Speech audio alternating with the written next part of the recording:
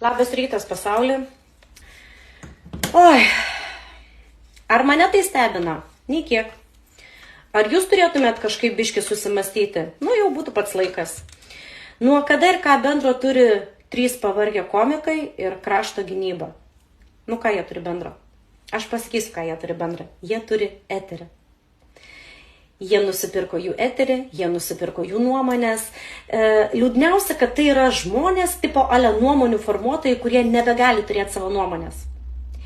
Jie gali turėti tik jiems suformuluotą valstybės nuomonę. Tas yra liūdniausia. Nu, bet esam dar tokie kaip mes, ne? Penktakolonininkai. Ką aš noriu pasakyti, kad jie žiūri jums į akis, šypsosi ir jie žaidžia jūsų likimais. Jie myža, realiai myža jums ant galvų ir jūs leidžiate tai daryti. Šitas va šakalas, va šita va, jinai yra grobuonis. Jai yra negana. Jinai nori žaisti ne tik jūsų likimais, bet ir jūsų gyvybėmis. Suprantat? Šiti visi, jūs pažiūrėkite juos. Jų neliks tą pačią dieną, kai tik aplamai bent kažkoks aliarmas suskambės Lietuvoj, jų neliks. Suprantat? Jie visi jaučiasi saugus, nes jie turi užnugarį. Suprantat? Kodėl jie taip skalanduoja viską? Ir kodėl tokie kaip aš esu nepalanki? Liūdesys tik tai, kad galbūt yra daugiau didesnių žmonių, kurie turi platesnės auditorijas norinčių apie tai kalbėti, bet nedrįsta.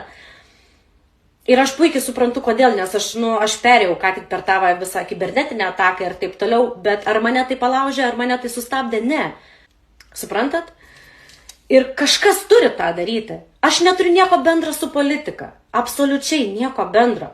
Vienintelis, ką aš turiu, tai sveiką blaivų mąstymą, principus ir aš neleidžiu myšti savo ant galvos.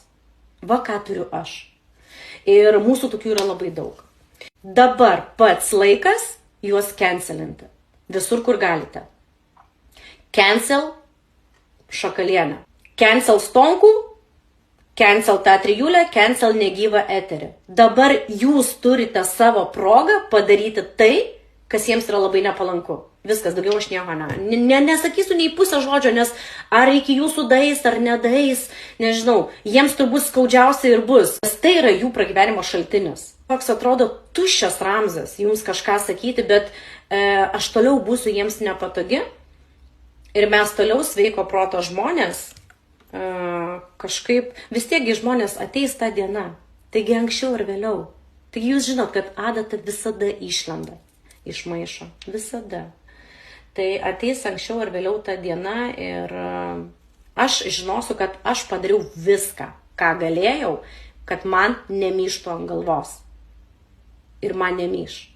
Manęs nenupirksi, galų gale, blecha, mucha, manęs nenupirksi. Aš gyvenime ir taip viską turiu, tai, ką pasiekiau savo rankomis. Vat žmonės gali būti ramus. Aš kalbėsiu tai, ką aš galvoju, ir manęs nenupirks. Ačiū Dievui, aš turiu savo švarų eterį, kuris yra už žmonės. Ir viskas.